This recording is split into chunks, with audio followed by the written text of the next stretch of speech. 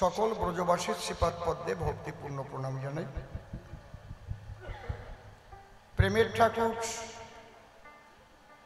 শ্রী শ্রী চৈতন্যদেব এবং আমার নিত্যানন্দ মহাপ্রভু, অদ্বৈত মহাপ্রভু সহ সমস্ত গৌর ভক্তের শ্রীপাদ পদ্মে ভক্তিপূর্ণ প্রণাম জানাই। পূর্ণব্রহ্ম শ্রী শ্রী ঠাকুর হরিচাঁদ, পতিত পাবন শ্রী শ্রী ঠাকুর গুরুচাঁদ, মা শান্তি সত্যভামা সহ সকল হরিভক্তের শ্রীপাদ পদ্মে ভক্তিপূর্ণ প্রণাম জানাই। মাতা পিতা দীক্ষা গুরু কবিগুরু সহ অনন্ত কোটি ব্রহ্মাণ্ডের অনন্ত অবতার অনন্ত সাধুগুরু মহাপুরুষ সাকার নিরাকারে যিনি যেখানে যে অবস্থায় অবস্থান করছেন প্রত্যেককে আমার ভক্তিপূর্ণ প্রণাম জানাই। সাউন্ড হচ্ছে আর পাশে লক্ষ্য রেখো, একটু বেশি থাকলে রিসাউন্ড হবে। আমি শ্রদ্ধা জানাই গৃহকর্তার শ্রীপাদ পদ্মে, বিশেষ করে মায়ের টানে আজকে এই বাড়িতে আসতে হয়েছে কবি গানে।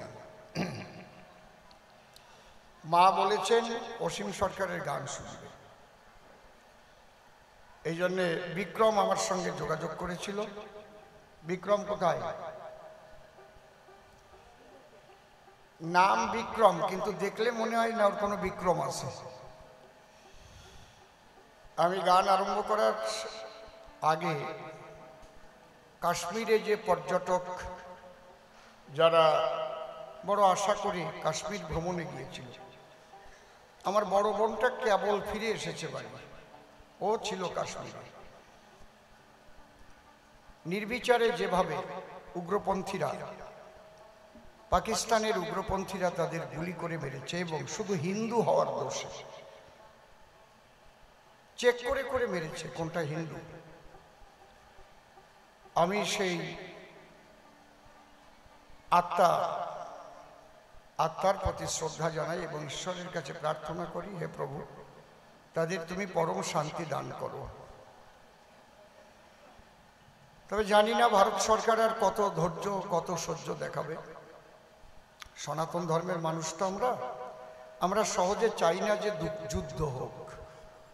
যুদ্ধ তো ভালো জিনিস না, আমরা যুদ্ধ নয় শান্তি চাই, কিন্তু আমাদের শান্তিতে থাকতে দেবে না। কি অপরাধ করেছিল যারা ওখানে কাশ্মীরে গিয়েছিল? মনে করেন আপনি যদি আপনার স্ত্রীকে নিয়ে যেতেন, আপনার চোখের সামনে, স্ত্রীর চোখের সামনে যদি স্বামীকে গুলি করে মারা হতো, যার যার বাড়ির কথা ভাবেন, বাচ্চা নিয়ে স্বামী হারা হয়ে যদি ফিরতে হতো, সবাই এইভাবে ভাবেন।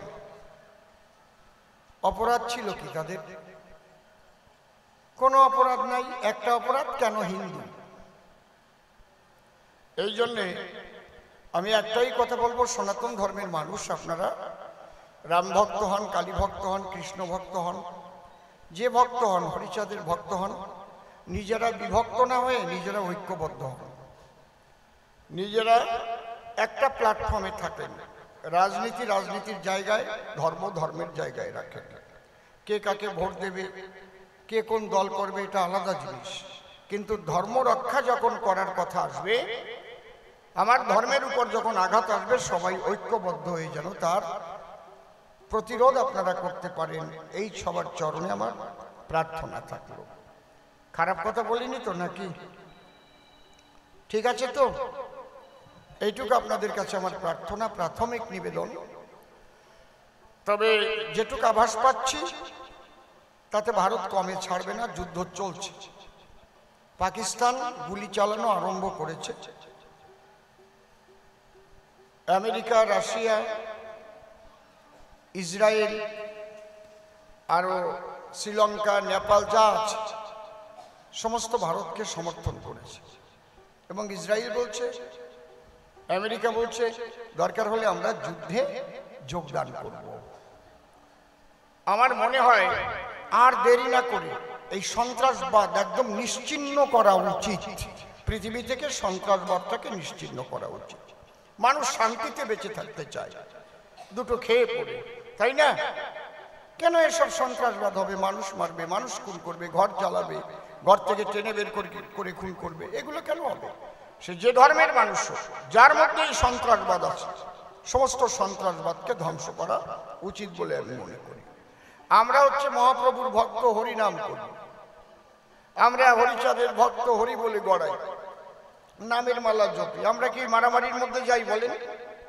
দেখেন তো ওই যে দুইজন বসে আছে সাধু মানুষ, ওরা কোনোদিন ওই মুখ দিয়ে বাজে কথা বলে না, ওই হাত দিয়ে কাউকে কোনো রকম কোনো আঘাত করে না, মুখ দিয়ে কৃষ্ণ নাম জপে, তাই তো? ওনাদের যদি ঘর থেকে টেনে বের করে খুন করে, তাহলে ব্যাপারটা কি হয়? কি সন্ত্রাসবাদ! এই সন্ত্রাস পৃথিবী থেকে বিলুপ্ত হোক, পৃথিবী শান্তি ফিরে আসুক, এইটাই আমরা ঈশ্বরের কাছে কামনা করি। জয় হরি বল। এবার আমার শিষ্য ছেলে নির্মল সরকার, ভাগবতেও তাই, ঈশ্বর পরমকৃষ্ণ সচ্চিদানন্দ বিগ্রহ অনাদিরাদি গোবিন্দ সর্বকারণে কারণ। কিন্তু জয়দেব একটা গ্রন্থ লিখলো যার নাম গীত গোবিন্দ, এই নিয়ে ওর বেঁধেছে দ্বন্দ্ব। বলছে গুরুদেব, আমি বুঝতে পারলাম না জয়দেবের এই লেখার সঙ্গে, সে কৃষ্ণের চাইতে রাধারানীকে আবার বড় করে লিখেছে। কিশোরীর দাস মুই পিতবাস এতে কো সন্দেহ যার, কোটি কোটি জনম করিলে ভজন বিথাই ভজন তার। তাহলে গীতাই তো আমাদের সাধনার সার, ভগবান শ্রীকৃষ্ণের বাণী। এখন জয়দেবের লেখনী মানি না মানব গীতা খানি? ভালো কায়দার প্রশ্ন করেছে, তাই না? জয়দেব লিখেছে স্বর গরলখণ্ডনম মম শিরসি মুন্ডনম দেহি পদ পল্লবম মুদারম শ্রীরাধে। দ্বিতীয় প্রশ্ন করেছে নিতাই গৌর দুই ভাই নদিয়ায় এসেছে যুগ ধর্ম দেবার জন্য, কিন্তু দুই ভাই এক দর্শনের উপর দাঁড়ানো নাই, একজন গৃহবাসী আর একজন সন্ন্যাসী। এখন আমরাই জগতের সাধারণ মানুষ কার দলে আসি? আমরা কি গৌরাঙ্গের দলে যাব, সব ফেলাইয়ে তারপরে চলে যাব, না নিতাইকে সমর্থন করে সংসারী হব? মানে প্রশ্নের মধ্যেই একটা পেঁয়াজ বাঁধানো আছে আর কি। দেখেছেন প্রশ্ন কি কায়দার প্রশ্ন? ওজের পরে ঝগড়া করবে তার একটা কায়দা তৈরি করে রেখে গেছে। আবার একটা গল্পও বলেছে। আমি সংক্ষিপ্ত আকারে প্রশ্ন করলাম তোমার ধারে, সেই সংক্ষিপ্ত বুঝাবার তরে একটা গল্পের করেছে অবতারণা। কোন ছেলে নাকি বাংলার কাছে বাবার কাছে চিঠি লিখি পাঠায় বড় বড়, তাতে বাবা অসন্তুষ্ট হয়। তারপরে ছেলে নাকি ছোট্ট করে লিখেছে, পূজনীয় বাবা, নাই টাকা, পকেট ফাঁকা, ইতি তোমার খোকা। তাতে নাকি বাবা আবার জবাব দিয়েছে ছোট্ট করে, স্নেহের দুলাল, গুদামপুরে ছাপ, করো মাপ, ইতি তোমার বাপ। যেমন বাবা তেমন তেমন ছেলে, যদ্বীর্য তৎপরাক্রম, ঘটে না তার ব্যতিক্রম। ছেলে যখন এত সংক্ষিপ্ত লিখেছে, একটা প্রণামও জানাই নাই। প্রথম তো লাগবে, পূজনীয় বাবা, সর্বপ্রথমে আমার ভক্তিপূর্ণ প্রণাম গ্রহণ করিবেন, মাকে আমার প্রণাম দেবেন,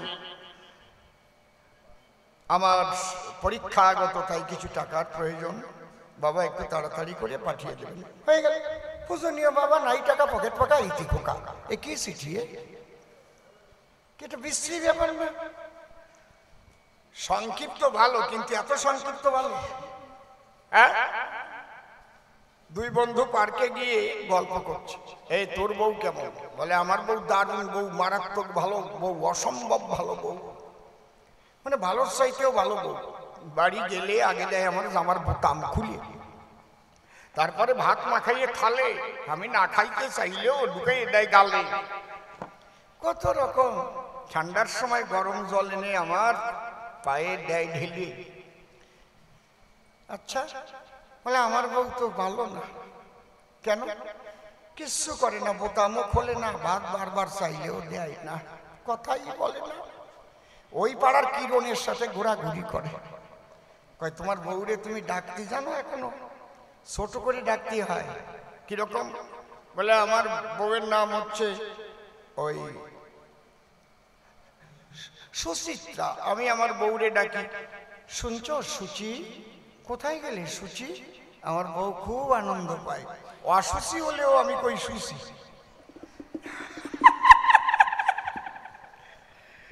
আর তুমি ডাক জানো না, এই জন্য বউয়ের ভালোবাসা পাও না। আজকে আমি বাড়ি গিয়ে ডাকবো। ও বাড়ি যাইয়ে ডাকিয়ে বউয়ের হাতে ঝাঁটার বাড়ি খাইয়ে আসছে, নাক মুখ ফাটাই নিয়ে আসছে।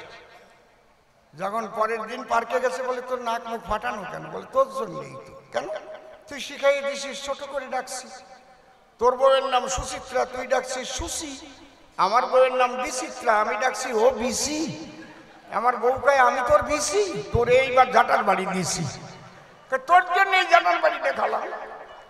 আচ্ছা ছোট করে ডাকতে কইছে তাই বলে বউরে বিসি কবে? কেন বিচিত্রা বিবাদ দিয়ে বলতে পারতো, শুনছো চিত্রা তুমি কোথায় গেলে? একটা মধুরতা আছে। ও বিসি। এরপরে ওই গান গাওয়া দরকার না, কন্ত সি সি সি নিছি দিছি, ওর গল্পরে শেষ করে দিছি। বেশি সাউন্ড হয় ওদিকে। যাক, ওর কথার জবাব আমি দেব। আগে আমি সনাতনী একটা ধ্বনি দেব। ধরো এটা হচ্ছে সনাতনী।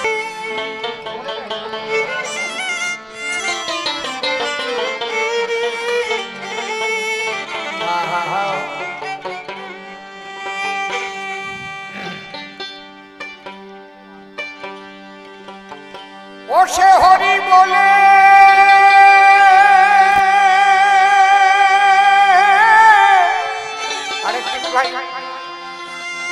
বাহু তুলে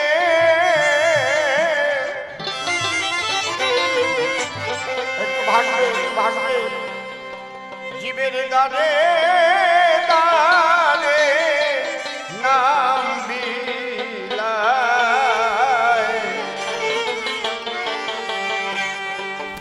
মন ভোলা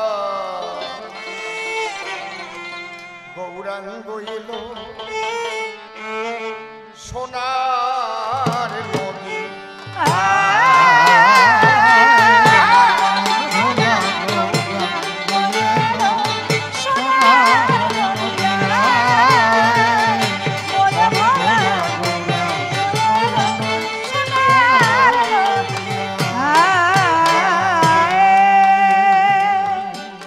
সে হরি বলে বাহু তুলে, হরি বলে বাহু তুলে, হরি বলে বাহু তুলে দিবে দানে দানে নাম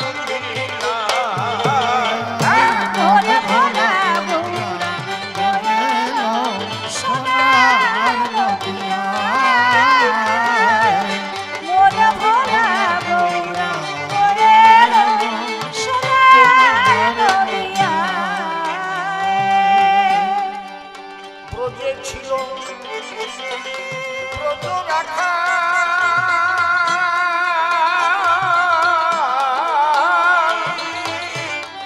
ওই গোঠে যে তোর সকালে বিকাল নদিয়াতে হলো কাঙাল জীবের দুর্দশায়। জীবের দুর্দশায় ব্রজে ছিল ব্রজ রাখা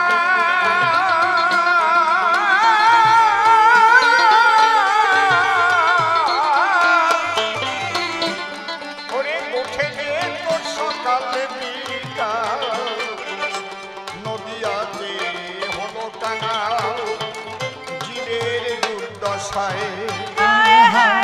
জীবের দুর্দশায় রাধা প্রেমে মাখানো নামামৃত, প্রেম মাখানো নামামৃত। জয় রাধে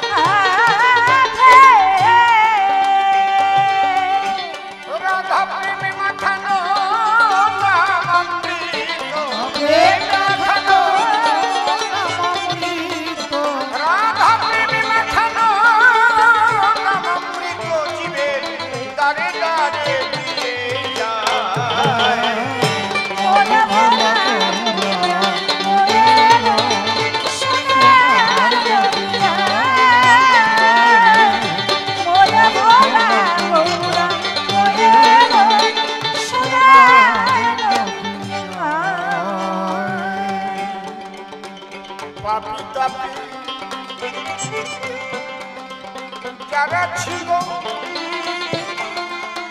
ভাইরে পাপি পাপি,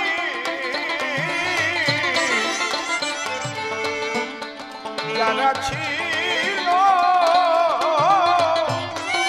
হরিনাম করিতে পার হইল, শান্তিপুর ভেসে গেল প্রেমেরই বন্যায়। হায় হায় প্রেমেরই বন্যায়। অধম শিব বলে কর্মফলে, অসীম বলে কর্মফলে, অধম শিব বলে কর্মফলে আমার এ জনম বিফলে যায়। জয় জয় রাধা কৃষ্ণ প্রেমানন্দ। সোনার নদিয়ায় মন ভোলা গৌরাঙ্গ এলো, সোনার নদিয়ায়। রাধা কৃষ্ণের যুগল পদ্ম হৃদপদ্মে করে আরাধ্য শুদ্ধ চিত্তে প্রণতি জানাই। সাধুগুরু বৈষ্ণব হেরি আর যত পুরুষ নারী আমার ভক্তিপূর্ণ প্রণাম গ্রহণ করিবেন সবাই।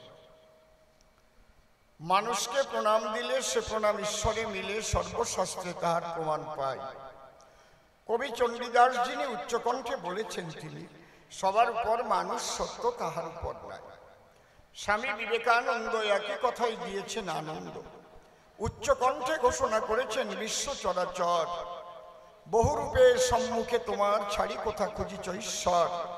জীবে প্রেম করে যেই জন সেই জন সেবিছে ঈশ্বর। ঠাকুর ভবা পাগলাসী বাজাইলেন মিলনবাসী, ডেকে বললেন আমাদের পাশাপাশি, আমি মানুষ ভালোবাসি, আমি মানুষ ভালোবাসি। কোনো তীর্থের নাই প্রয়োজন গয়া গঙ্গা কাশী, যদি শুধু মানুষ ভালোবাসি। সেই মানুষের চরণ লক্ষ্য করে প্রণাম করি বারে বারে। মানুষে যদি করুণা করে, করুণা করবেন ব্রজের রাই রূপসী কৃষ্ণ কাল শশী। বন্দনার ভাব করে শেষ বক্তব্য করিব পেশ, সবিশেষ সবার মধ্যে জানাই নিবেদন। আজকে এই দত্তবাড়ি কবি গান আমার জীবনের নূতন অনুষ্ঠান। ইতিপূর্বে আমি গান গাইতে কখনো এখানে দেইনি দর্শন, তবে আমার পরিচয় দেওয়া নাই দরকার, আমি আপনাদের অসীম সরকার। এছাড়া আর একটা যে পরিচয়, ও পরিচয় আজকে আর দেব না রে ভাই, কারণ আজকে আমি কবিগান গাইবার তরে দাঁড়াইছি আপনাদের আসলে। ওই পরিচয় দিলে পরে আমি কাব্য জগৎ থেকে ছিটকে চলে যাই। অন্তরে করুন ধারণা, তাহলে আর কবিগানের রস থাকে না। এই জন্যে অসীম সরকার গাইবে কবিগান। এই কবিগান সবাই দিতে পারে, যে যে রাজনীতি করে তাতে কোনো বাধা নাই, নাই ব্যবধান। আমার এই প্ল্যাটফর্মটা সম্পূর্ণ আলাদা, বুঝলেন দাদা? এটা হচ্ছে একেবারে সাদা। আর এক প্ল্যাটফর্ম যেটা, ওটাই মাঝে মাঝে লাগে কাদা। তাহলে আজকে আমার বিপক্ষ কবি যিনি, প্রেমানন্দ নাম ধরে তিনি, আমাকে যোগানন্দ গোস্বামী করেছে সভ্য সভাস্থান।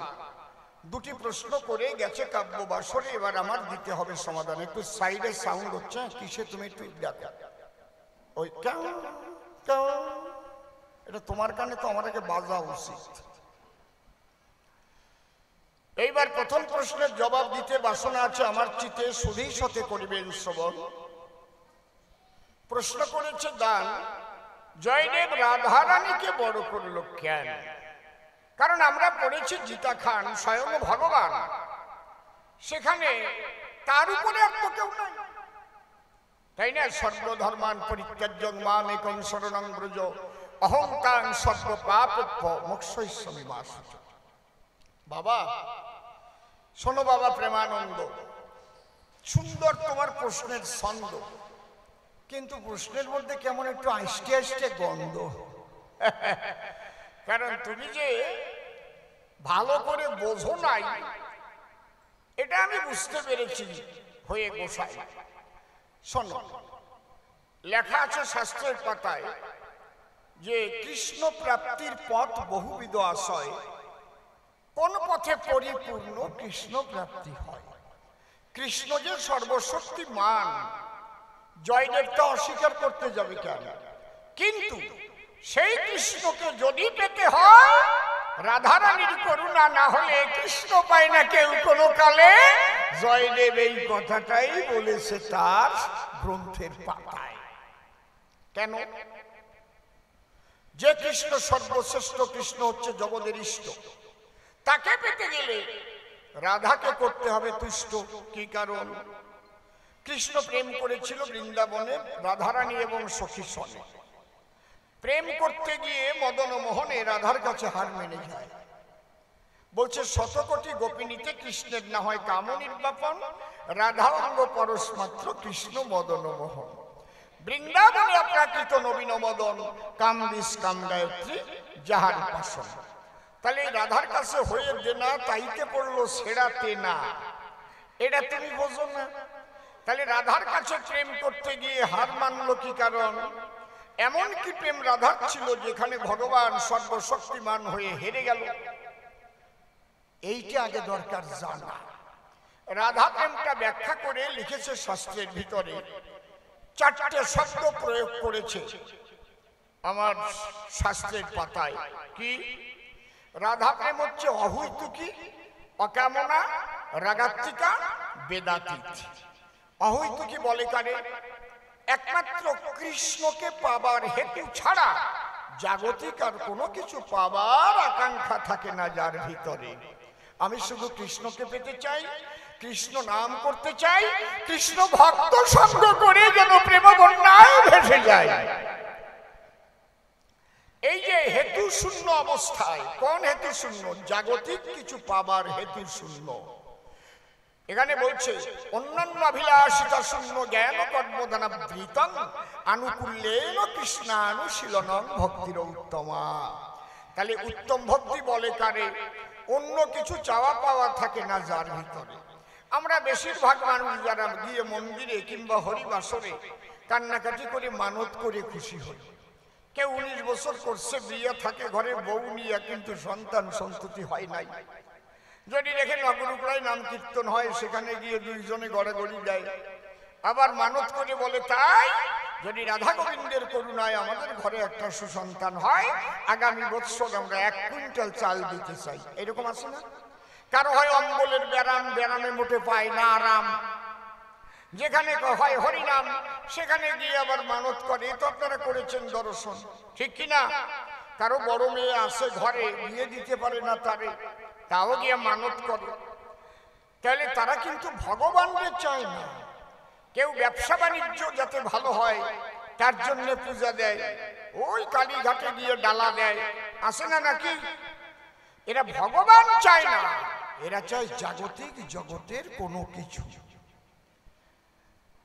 একে বলে হইতুকি, অর্থাৎ পার্থিব জগতের কোনো কিছু চাওয়া পাওয়া থাকে, হইতুকি বলে তাকে। আর রাধা প্রেমের মধ্যে কোনো পার্থিব চাওয়া পাওয়া নাই। যার নাম রাধারানী, কৃষ্ণকে ভালোবেসে সে হয়েছে কৃষ্ণ কলঙ্কিনী। তথাপিও শুনে বাঁশির ধ্বনি রাধারানী অভিসারে ভাই। অহৈতুকি বলে কারে? একটু বুঝাতে পারলাম তো আপনাদের ধারে। এইবার অকামনা কাহাকে বলা হয়? কাম আছে কামনা শূন্য, সে কাম কৃষ্ণ সেবার জন্য, তাইতে রাধা ধন্য ধন্য ধন্য মধুর বৃন্দারণ্য। একমাত্র রাধা প্রেমের দায়। যেদিন সুখ পাখি বলেছিল তাই, সারি তোমার জানা নাই। দেখো, কৃষ্ণের বাম ভাগে রাধারানী আছে যতক্ষণ, তোমার কৃষ্ণ মদন মোহন ততক্ষণ। যখন কৃষ্ণ থেকে রাধা আলাদা হয়ে যায়, তখন গজগজা মদন তোমার কৃষ্ণ শ্যামরায়। তাহলে রাধার করুণায় কৃষ্ণ মদন মোহন। কাম আছে কিন্তু কামনা শূন্য। কামে যদি কামনা জাগায় তখন মানুষের পতন হয়। কিন্তু এই কামকে রিফাইন করে আবার প্রেমের বাজারে নিয়ে যায়, যাকে বলে ঊর্ধ্বরতি। আমি বলি সবার সম্প্রতি। এগুলো জানতে গেলে শ্রী গুরুর শরণ না নিলে জানা সম্ভব নয়। এই জন্য বলছে দীক্ষা গুরু কৃষ্ণ আমার শিক্ষা গুরুরাই, বৃন্দাবনের ভজন তত্ত্ব যাহার কাছে পাই। ঊর্ধ্বলিঙ্গ ঊর্ধ্বজনী ঊর্ধ্বরতি হয়, ঊর্ধ্ব না হইলে জীব যাবে জমালয়। পুরুষের লিঙ্গ হয় মস্তকের মণি, তাহা দিয়ে খেলা করে দেবপদ্মজনী। সাধকের স্থান হয় বৃহৎ বৃন্দাবন, শিরাধিকা হয় তার প্রেমের মহাজন। প্রেমানন্দে হরি হরি বল রসিক।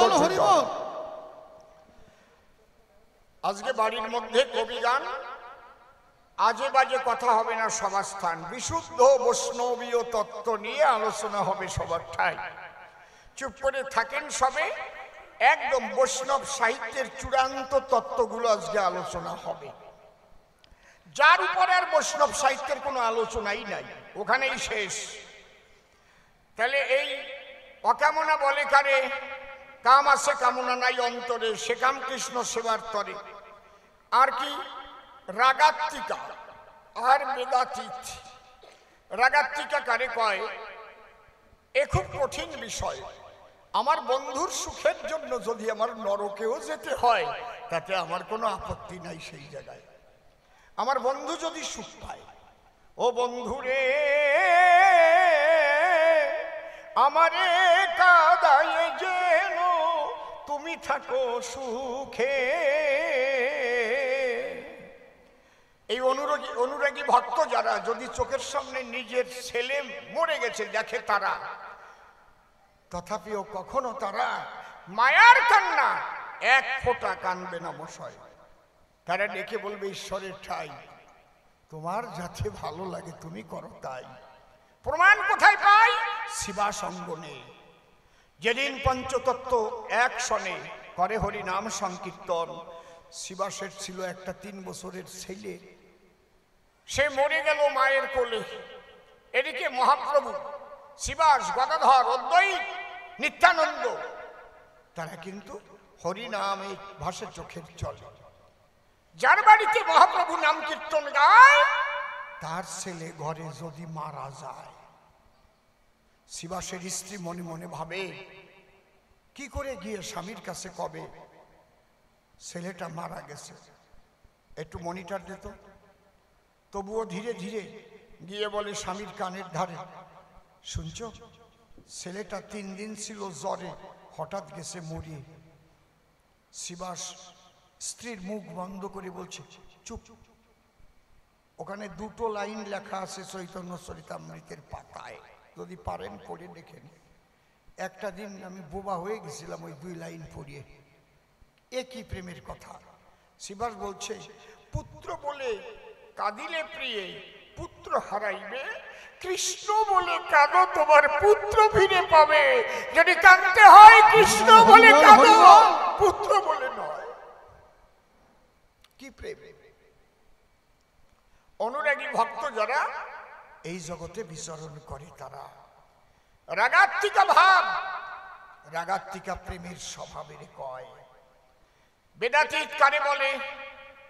বেদের বিধি তার ঊর্ধ্বে গেলে। প্রেমে কোনো বিধি মানে আইন।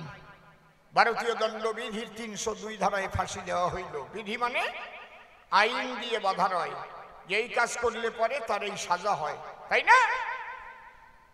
আপনাদের দরকার জানা, বিশুদ্ধ প্রেমে কখনো কোনো বিধি মানে না। বেদ বিধির পরপরে ব্রজ প্রেম বিরাজ করে। এই জন্য অনেকে তারে বেভিচারী প্রেমও বলে থাকে সরাসরি। কারণ তোমরা আচার নিয়ে থাকো সর্বদাই, আচার বিচার যেখানে নাই, বেদ বিধির ঊর্ধ্বে সেখানে আমরা পাই। ওই জগতে গেলে পরে রসিক সুজন হতে পারে। আমি প্রণাম করি করজোড়ে, তিনি তো আমার বৈষ্ণব গোসাই। জয় রাধে, নিতাই গৌর হরিবল। যিনি কৃষ্ণ নটবরে এই প্রেমে গিয়েছিলেন হেরে, সেই প্রেম আস্বাদন করিবার তরে তার আকাঙ্ক্ষা জেগেছিল। তাই রাধার কাছে ডেকে বলে, রাধা এই প্রেম আস্বাদন করতে হলে আমাকে তোমার 3টে জিনিস ভিক্ষা দেওয়া ভালো। কি? তোমার ভাব, তোমার কান্তি আর তোমার বিলাস। আমি কৃষ্ণ পিতপাস, তোমার কাছে ভিক্ষা মাগি অনুক্ষণ। রাধা ডেকে বলেছিল, তাই দেব, তাতে বাধা নাই। বলে, হ্যাঁ, এই নিয়েই হব আমি চৈতন্য গোসাই। যেভাবে তুমি কৃষ্ণ বলে ভাসিয়েছ চোখের জলে, তেমনি ভাবে আমিও তোমার ভাবকান্তি বিলাস নিয়ে গৌরাঙ্গ হয়ে যাব ধরুন কৃষ্ণ বলে আমিও কাঁদিব, নিজে কাঁদিয়ে আমি জগৎ কাঁদাইব। বাবা এই যে রাধার কাছে কৃষ্ণ যে হেরে গেছে, কারণ রাধারানী পরিপূর্ণভাবে শ্রীকৃষ্ণকে আস্বাদন করেছে। এই ভাব জয়দেব জানে, তুমি তো বোঝো না তার মানে। এই জন্যে জয়দেব লিখেছে, কিশোরীর দাস মুই পিতবাস, এতেকেও সন্দেহ যার, কোটি কোটি জনম করিলে ভজন, বৃথাই ভজন তার। তাহলে প্রথম প্রশ্নের জবাব হলো, দ্বিতীয় প্রশ্ন চলে এলো।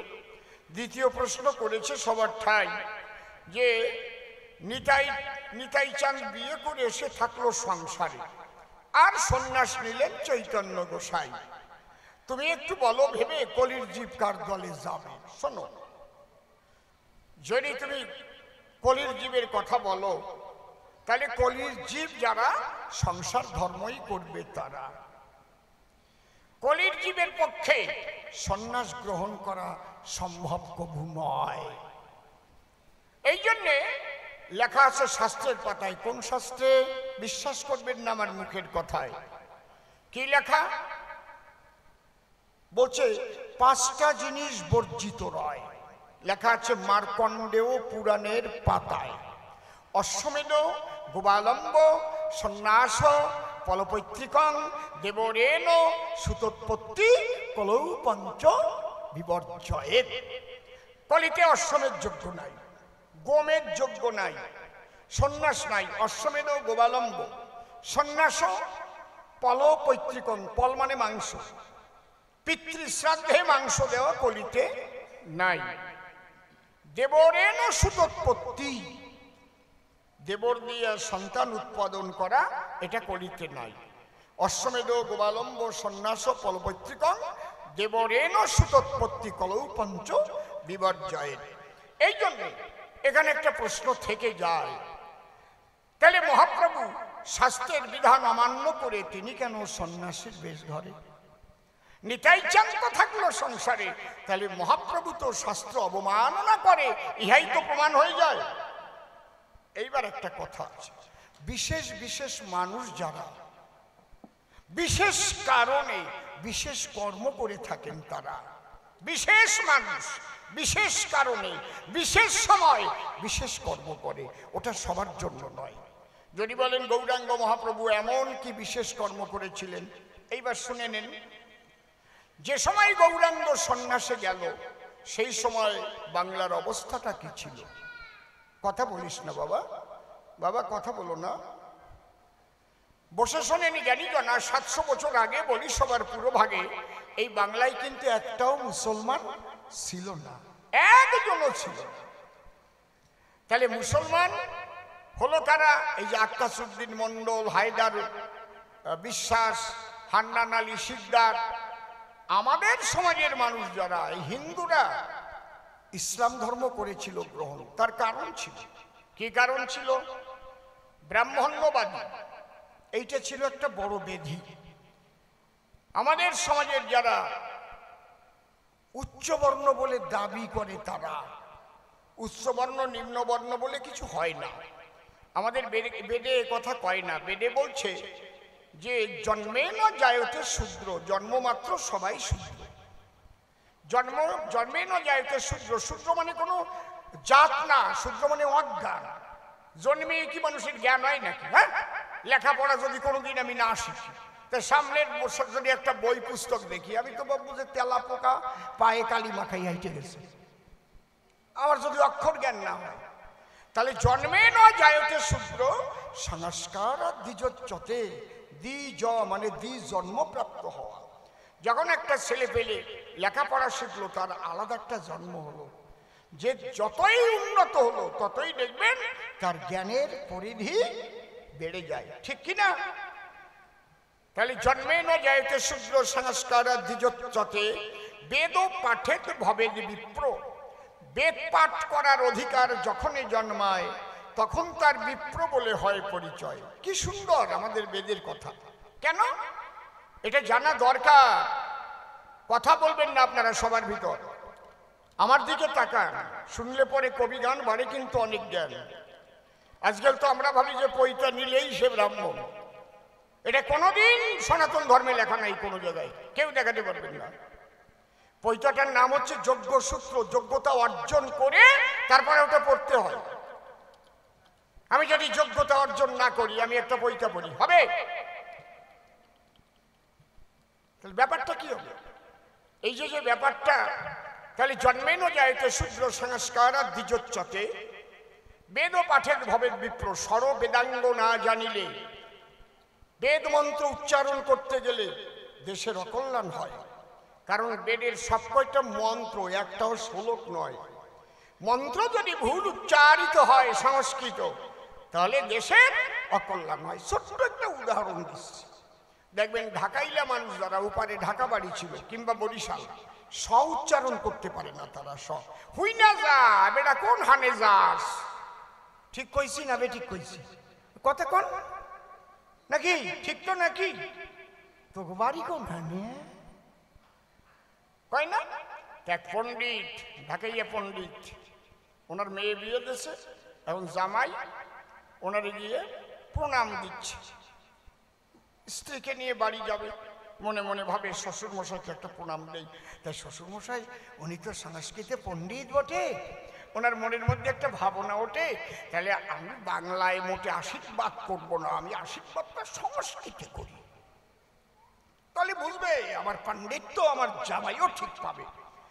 তাহলে জামাই যখন আশীর্বাদ প্রণাম করেছে, এবার শ্বশুর আশীর্বাদ দিচ্ছে। আশীর্বাদ কি?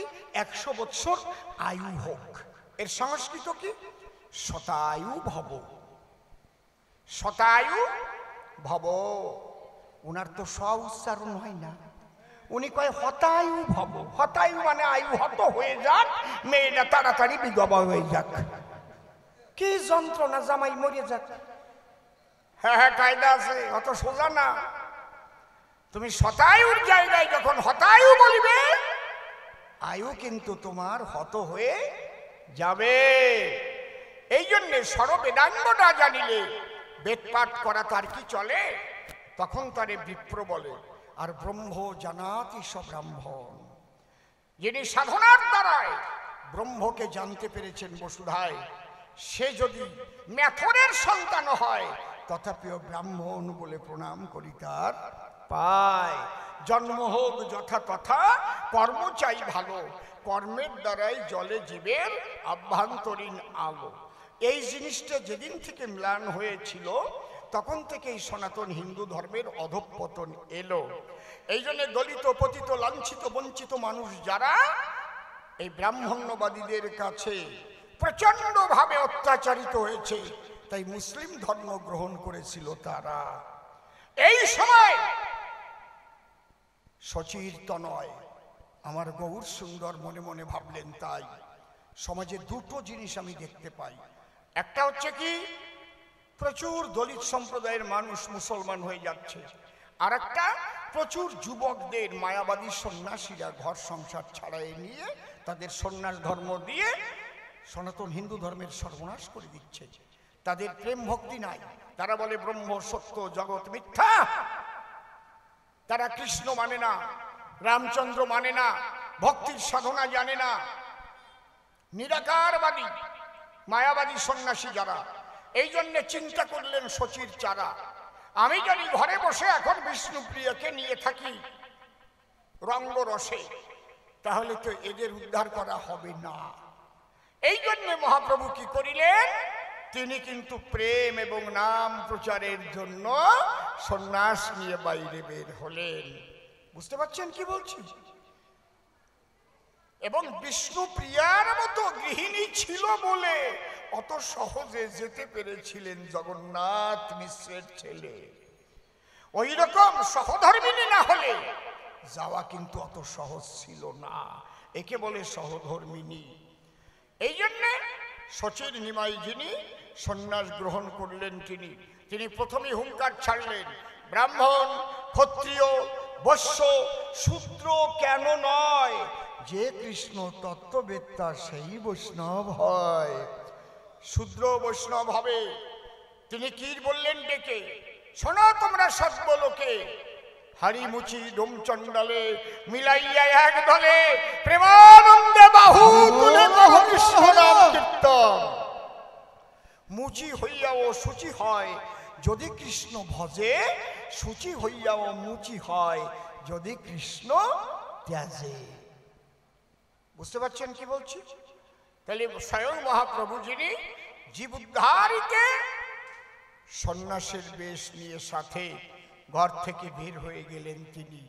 আর দাদা নিত্যানন্দকে ডেকে কয়, শোনো দাদা, তুমি সংসার শিক্ষায় তুমি থাকো ঘরে। এই জন্যে নিত্যানন্দ দুটো বিবাহ করে। 8টা সন্তান হয়েছিল তার সংসারে, যদিও 7টা ছেলে গিয়েছিল মরে, একমাত্র বীরভদ্র বেঁচে ছিল এই বসুধায়। নিত্যানন্দ মহাপ্রভু যিনি সংসার শিক্ষা দিতে থেকে গেলেন তিনি। সংসার ধর্মের উপরে আর কলিতে ধর্ম নাই বলে জানি। সংসারই শ্রেষ্ঠ ধর্ম, এটাই হচ্ছে কলির মর্ম। সংসারে বসিয়ে যদি কারো হয় ভাবুদয়, সেই সে পরম সাধু জানিও নিশ্চয়। এই জন্যে বাবা আমার কথা রাখো, তোমরা সংসারে থাকো, সংসারে বসে এই স্বামী স্ত্রী সন্তান আদি নিয়ে কৃষ্ণ বলে ডাকো। তবে সবাই তো আর সংসার করতে আসে না, অনেকে তো সন্ন্যাস নিয়ে যায়। এর একটা কারণ আছে, জগতের এক নাম দুনিয়া রেখেছেন পরম দয়াময়। দুনিয়া এক নিয়ে না, হাসি কান্না আধার আলো মন্দ ভালো স্বামী স্ত্রী জোয়ার ভাটা শক্ত নরম ঠান্ডা গরম গৃহবাসী সন্ন্যাসী, এটা অনন্তকাল থাকবে। কিন্তু যুগ ধর্ম যদি বলতে হয় তাহলে কলিতে যুগ ধর্ম সংসার ধর্ম দিলাম পরিচয়। চুপ করে থাকেন সবে, আর একখানা গান হবে, তারপরে দেখি ও এসে আবার কি কয়। হ্যাঁ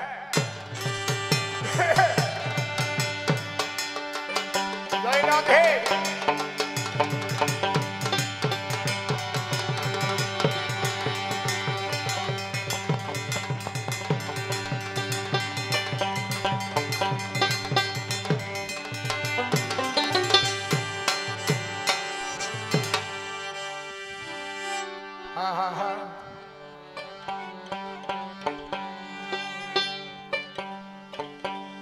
শুধু ধনে থাকিলে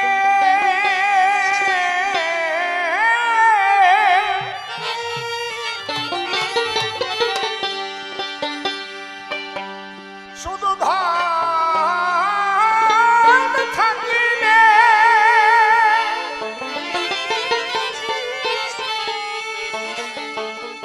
শুধু ধন থাকিলে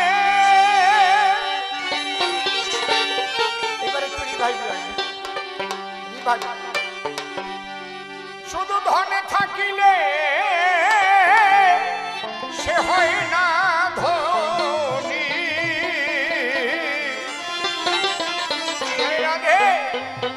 কৃষ্ণ ধন যার নাই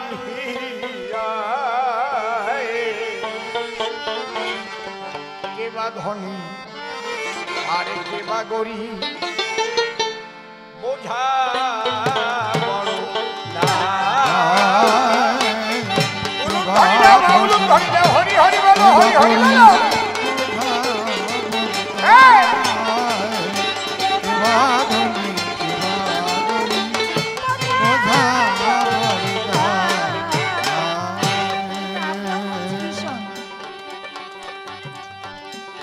শুধু ধনে থাকিলে হয় না ধনী, থাকিলে হয় না ধনী, ধনে থাকিলে হয় না ধনী, ধনে থাকিলে হয় না ধনী।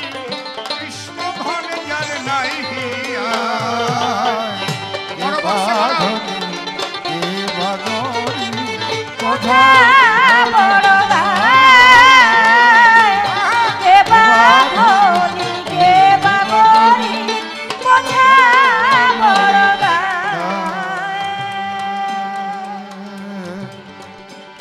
পার্থিব ধন টাকা করি ভাই রে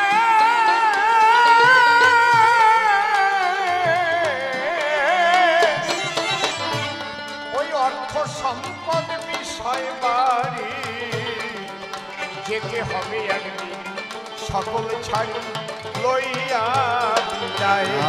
হায় হায় লইয়া বিদায়। সেদিন সাথের সাথী কেবল এই হরি নাম, সাথের সাথী কেবল এই হরি নাম। যেদিন আমাদের শ্মশানে নিয়ে যাবে, আমরা এখন তাকিয়ে দেখলেই বুঝতে পারি আর কেউ সাথের সাথী হয় না, একমাত্র হরিনাম। নাম ছাড়া কিন্তু গতি নাই। হরের নাম হরের নাম হরের নাম ওই বখে বলম, কলৌ নস্তে বনস্তে বনস্তে গতির অন্য। দেখো, তুমি সংসারে থেকেও সন্ন্যাসী হতে পারো, মনটাকে সন্ন্যাসের ঘরে রাখতে হবে। যদি সবসময় ভাবো হে প্রভু সংসার তোমার, আমি তোমার দাস, জীব নিত্য কৃষ্ণ দাস, ইহা ভুলি গেলা অতএব মায়া পিশাচি গলেতে বান্ধিলা। কৃষ্ণ সূর্য সম মায়ার অন্ধকার, যথা কৃষ্ণ তথা নাহি মায়ার অধিকার। শুধু মনের গতিটা। ভগবান কিন্তু বেশভূষা দেখে না, মালা দেখে না, পোশাক দেখে না। এই পোশাক মালা এগুলো আমরা পরি কেন? মনটাকে তৈরি করবার জন্য। একটা তুলসীর মালা পরেছি, আমি একটা গেরুয়া পরেছি, আমার দ্বারা যেন কুকর্ম না হয়, তাহলে সমস্ত গেরুয়াধারীদের অপমান করা হবে, ঠিক না? আপনি স্যুটকোট পরেও সাধু হতে পারেন। সাধু কোনো পোশাকে হয় না, সাধু হয় মনে। শ্রী ঠাকুর ভবা পাগলা তার গানে লিখে গেছে, যদি মনকে সাধু করতে পারো ধরো সাধুর বেশ, নইলে দেখার মতো দেখছেন তিনি ধরবে মাথার কেশ। কাজী নজরুল ইসলাম বলেছেন, মন না রাঙাইয়ে বসন রাঙালে কি ভুল করিলে যদি। মনে যদি তোমার সেই ত্যাগ না আসে, ত্যাগের রঙে তুমি যদি মনকে রাঙাতে না পারো, মনের মধ্যে যদি ভোগ লালসা বাসা বেঁধে থাকে, কোনো মালা কোনো পোশাকে কাজ হবে না। একদম পারফেক্ট কথা যেটা সেটা বলছি। পোশাক পরিচ্ছদ কেন পরে? দেখবেন এক একটা সম্প্রদায়ের এক এক রকম মালা গুরুদেব দেয় তারে। বৈষ্ণব সম্প্রদায়ের তুলসী মালা, শাক্ত শৈব সম্প্রদায়ের রুদ্রাক্ষের মালা, মতুয়া সম্প্রদায়ের কিসের মালা বলো, জোরে বলো, কি কেউ জানো না? কি আশার মালা, কে বলবা না? এটা হচ্ছে যে যে স্কুলে ভর্তি হয়েছে সেই স্কুলের ইউনিফর্ম। আশেপাশে অনেক স্কুল আছে না আপনাদের? প্রত্যেকটা স্কুলের আলাদা আলাদা পোশাক আছে কিনা আপনারা বলেন? কিন্তু যেদিন বোর্ডের পরীক্ষা হয় সেদিন কি পোশাকে কাজ হবে? সঠিক মতো প্রশ্নের উত্তর লিখতে হয়। এখন যদি কেউ উত্তর না লিখে ঘুষ দিয়ে চাকরি পায়, সে জায়গা আমার কোনো কথা নাই, ওটা আলাদা ব্যাপার। সাদা খাতা দিয়ে টাকা দিয়ে দিল, সে জায়গা আমি কিন্তু বলছি না।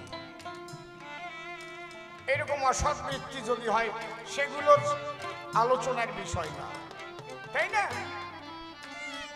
অনেকে ভাবতে পারে তাহলে আপনি যে বলছেন সাদা খাতা জমা দিয়েও তো পায়, আপনি জানেন? আমি সেটা সাইডে দিলাম। মূলত পোশাক এবং মালায় কাজ হবে না যেদিন বোর্ডের পরীক্ষা হবে। বোর্ডের পরীক্ষা মানে ঈশ্বরের দরবারে গিয়ে তোমার দাঁড়াতে হবে। সেদিন একমাত্র তোমার মনটা বিশুদ্ধ ছিল কিনা, তুমি মন দিয়ে কি করেছ। মন করতি পাপানি মন লিপ্পন্তি পাতকা মনমনা ভুক্ত নচপূর্ণ নপত।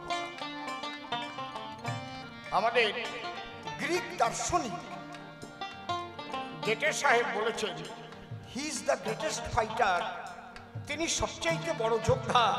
Who can control his own mind, যে তার নিজের মনকে বশীভূত করতে পারে। আমি যদি জিজ্ঞেস করি এখানে কজন বলতে পারবে আমি জানি না, এখানে কেন, খালি আমি বলবো সাধনা কাহাকে বলে, ডেফিনেশনটা আমাকে বলুন।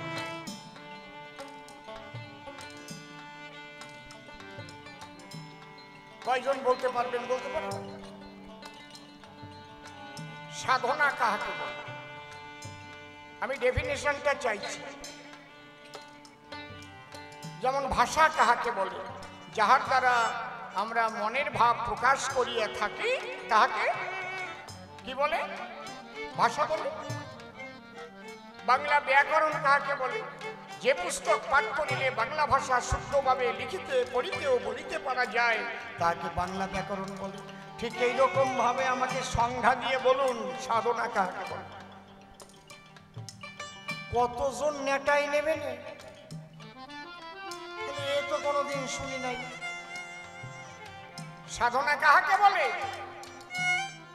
যে যে পদ্ধতির দ্বারায়, ভালো করে শুনে যান, যে যে পদ্ধতির দ্বারায় বহির্মুখী মনকে ঈশ্বরমুখী করা হয় তাহার নাম সাধনা। পদ্ধতি বিভিন্ন রকম থাকতে পারে। কেউ নাম জপছে, কেউ রে চক্ষুরক কুম্ভক করছে, কেউ মাথা দিয়ে হরিবল হরিবল হরিবল হরিবল করছে। বুঝতে পারছেন কি বলছি? যে যে পদ্ধতির দ্বারা বহির্মুখী মনকে ঈশ্বরমুখী করা হয় তাহার নাম সাধনা।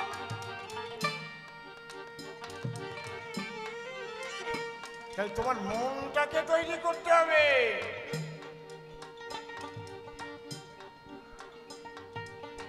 এত সোজা না। যদি সংসারে থাকিয়া কারো মনে হয় ভাবুদয়, সেই সে পরম সাধু জানিও নিশ্চয়। কিন্তু ত্যাগের পোশাকে পরেও যদি মন ভোগের ঘরে রয়, জানিও তার নরকে বাস হবে সুনিশ্চয়। কেউ দেখাতে পারবে। এই জন্য আমি যে কি সবার চাইতে তো আমি ভালো জানি। আপনি যে কেমন সে তো আপনি ভালো জানেন। আমি উপর দিয়ে সাজগোজ করি, এদিকে মনে মনে কি চিন্তা করি, গোপনে কি কর্ম করি, সে তো আপনারা কেউ জানেন না। কিন্তু জানে একজন, জয় রাধে, তাকে ফাঁকি দেওয়া যায় না। শুধু ধনে থাকিলে হয় না ধনী, ধন থাকিলে হয় না ধনী, ধনে থাকিলে হয় না ধনী, কৃষ্ণ ধন যার নাই হিয়া। কে বা ধনী কে বা গরিব বুঝা বড় ভাই, কে বা ধনী কে বা গরিব বুঝা বড় ভাই। কৃষ্ণ ধনে যান ভরা হৃদয়ে, ভাই রে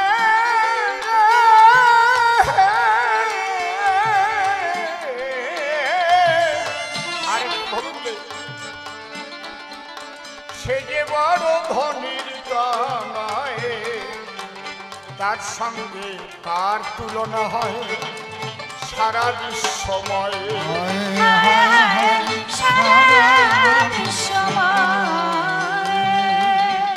কৃষ্ণ ধনে যাবে ভরা হৃদয়ে, কৃষ্ণ ধনে ভরা হৃদয়ে, সে যে বড় ধনীর কামায়, তার সঙ্গে তার তুলনা হয় সারা বিশ্বময়। সারা বিশ্বময়, সে যে প্রেম সাগরে বেশে বেশে, প্রেম সাগরে প্রেম সাগরে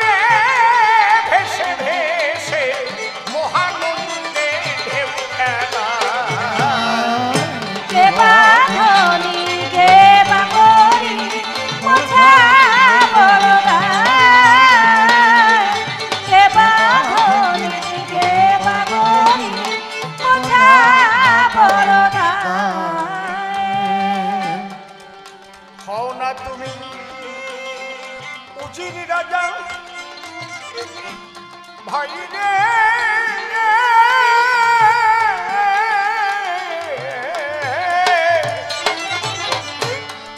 ওই শ্মশানে ঘাটে একই সাজা বুঝবে তখন কেমন মজা হবে ভস্মময়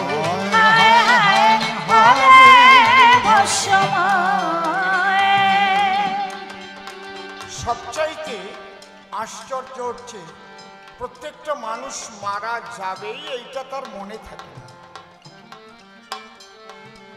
এবং এর গুরুত্বই দেয় না। এর চাইতে আশ্চর্য পৃথিবীতে আর কিচ্ছু নেই। মনে করেন আমরা 4 ভাই, বাবা মারা গেলেন, 4 ভাই মিলে আগুনে দাহ করলাম, দেখলাম চোখের সামনে বাবার দেহটা পুড়ে ছাই হয়ে গেল, আর বাবা কথা বলল না। খুব বেশি দিন না, হয়তো 13 দিন পর্যন্ত ক্রিয়াকর্ম করা পর্যন্ত, তারপরে ধীরে ধীরে ধীরে ধীরে বাবা সম্পত্তি কারে কতটুক দিয়ে গেছে। যদি কোনো ভাইরে 2 কাঠা বেশি দিয়ে যায়, এইটাই তো বাবা অন্যায় করেছে, এই সম্পত্তির ভাগাভাগি নিয়ে গন্ডগোল আরম্ভ। আরে ওই সম্পত্তিতে তুমি কয়দিন থাকবা তুমি জানো? যদি ওইটা দেখে মানুষের মনে থাকতো মানুষ চিরস্থায়ী না, তাহলে আমরা যে কদিন থাকবো সবাই মিলেমিশে থাকবো। আমি একা কোনো কিছু খাবো না। একটা মানুষের বেঁচে থাকতে খুব বেশি বিরাট কিছু লাগে না। আমি তো বলি আমি অসীম সরকার, আমাকে ঈশ্বর এতটা দেবেন আমি কোনোদিন আশা করি, অনেক বেশি পেয়ে গেছি, এত পাওয়ার উপযুক্ত আমি না।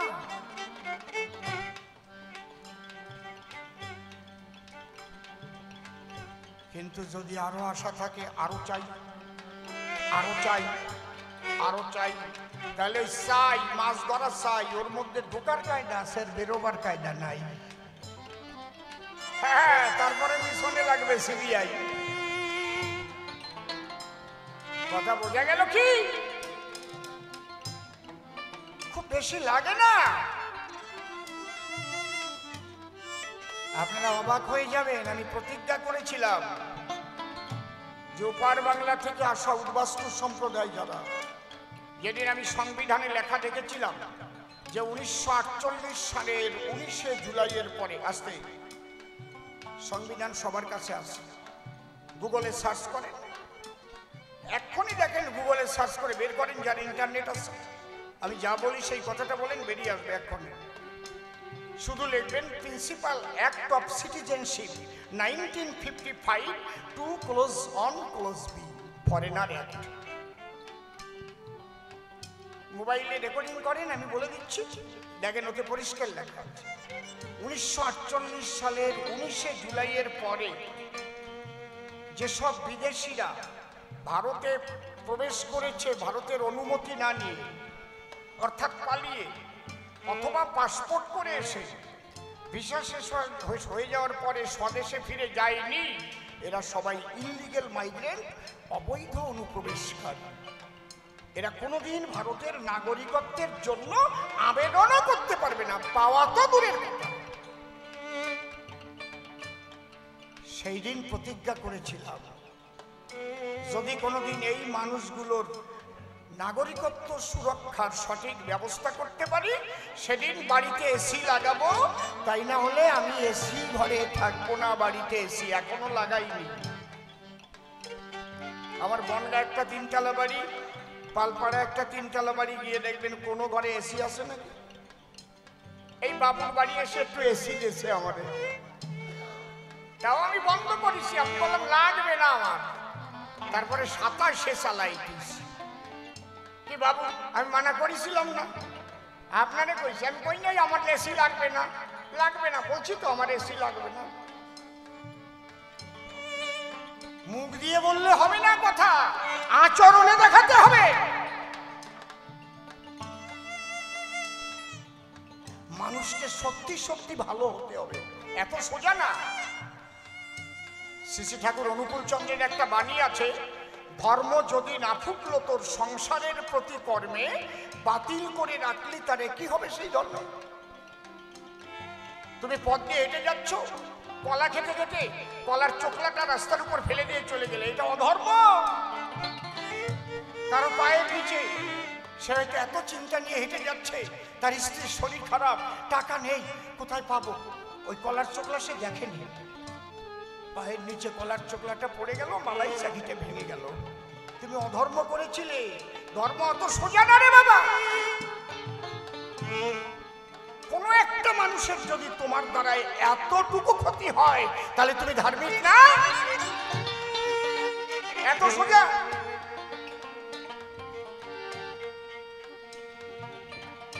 এই শিক্ষাই দেয় ধর্মে। ধর্মে কখনো শিখায় না মানুষ খুন করা, ধর্মে কখনো শিখায় না ঘর বাড়ি জ্বালিয়ে দেওয়া। এগুলো হচ্ছে সন্ত্রাসী উগ্রপন্থীদের কাজ। তাহলে তুমি সংসারে বসেও সাধু হতে পারো, কি হলে? মনকে যদি তুমি সাধু করতে পারো, মনকে যদি তুমি অনাসক্ত রাখতে পারো, তোমার বাড়িতে বৈষ্ণব সেবা হবে, তোমার বাড়িতে হরিনাম কীর্তন হবে, সাধু সঙ্গ হবে, হরিবল।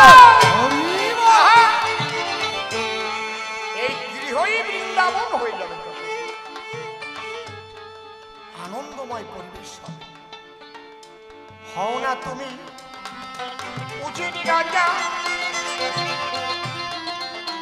ভাই রে,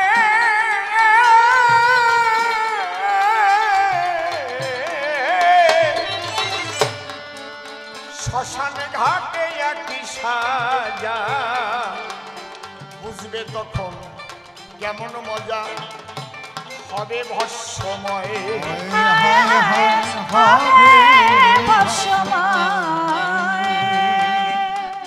এসব দেখে শুনে জ্ঞান হলো না, দেখে শুনে জ্ঞান হলো না, এত দেখে শুনে জ্ঞান হলো না, অধম অসীম রইল ঘোর মায়া।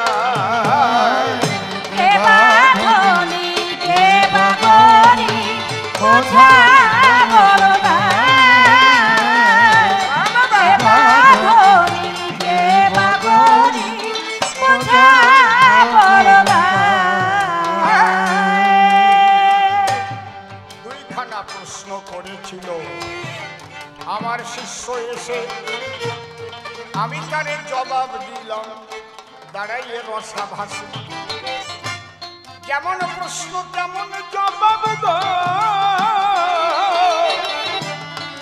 আমি জবাবের অভাব রাখি নাই। দেখি শিষ্য কি বলে, আবার বসে শুনবেন তাই। বলেছিল কৃষ্ণ সর্বশ্রেষ্ঠ, তার উপরে কেউ নাই। রাধাকে কেন বড় বলল ওই জয়দেবে গোসাই? গীতি গোবিন্দ লিখন করে রাধা কেন দিল শ্রেষ্ঠাসন? আমি তার ব্যাখ্যা করে ধরে ধরে করেছি বর্ণন। আরো যদি দরকার হয় আমি ছোট বলবো পরে পরে, এখনো ঢুকি নাই আমি সাধ্য সাধনের ভিতরে। সাধ্য সাধন তত্ত্ব লাগলে তাও আমি কব, সুখ শারীর দ্বন্দ্ব কথা বলিয়া বুঝাবো।